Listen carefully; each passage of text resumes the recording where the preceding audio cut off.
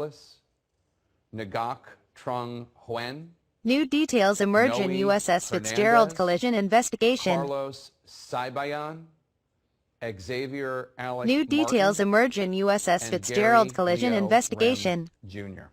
Moments ago, President Trump tweeted, quote, "My heartfelt thoughts and prayers are with the 7 U.S. Navy sailors of the USS Fitzgerald and their families." CNN's Tom Foreman joins me now.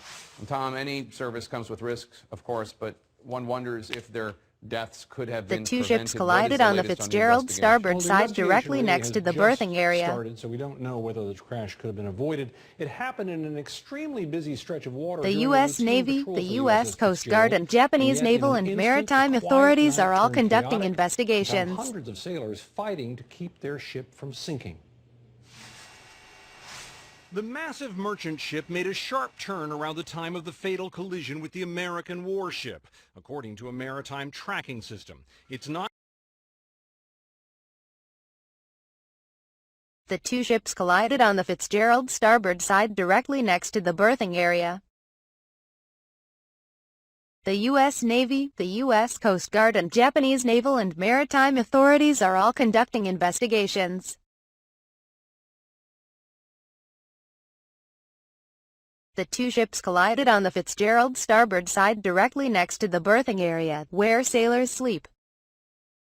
The impact ripped the Fitzgerald open and caused water to pour in. The official also noted the Navy is trying to corroborate accounts which suggest that the two sailors who weren't almost instantly incapacitated attempted to help the other 5 escape the incoming water. But at some point the ship somehow lost communication with the two sailors and they also perished, according to the official. All 7 were found dead in the flooded area.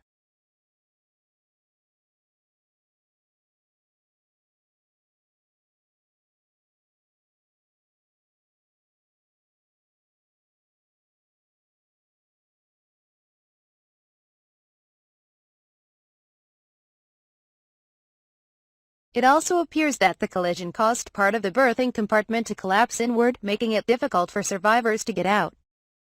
The official said it may never be known if the order to close the watertight hatch to the berthing area came while the 2 men were still alive.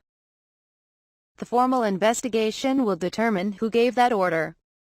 But the initial sense is the decision was necessary because water had not only flooded the berthing area but was flowing into other locations including a deck below. The official emphasized that the Navy will wait for all the investigations to be completed before coming to any conclusions about the actions of the crew and decisions over citations for heroism or potential disciplinary action. The official also strongly emphasized that no judgments are being made about the timing of the decision to shut the watertight hatch. It is also not clear if those on the bridge called the commanding officer as the crisis unfolded.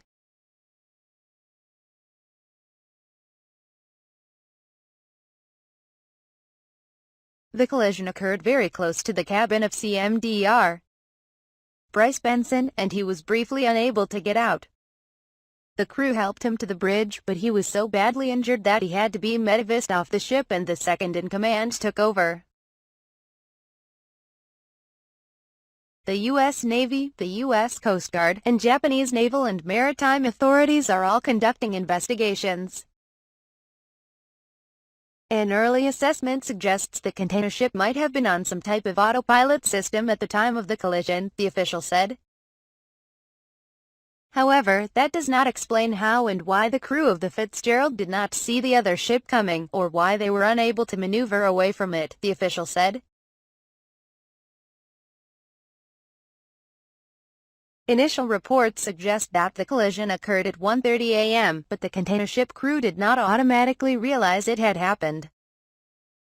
The container ship turned back, and it appears the collision was then formally reported around 2:20 a.m.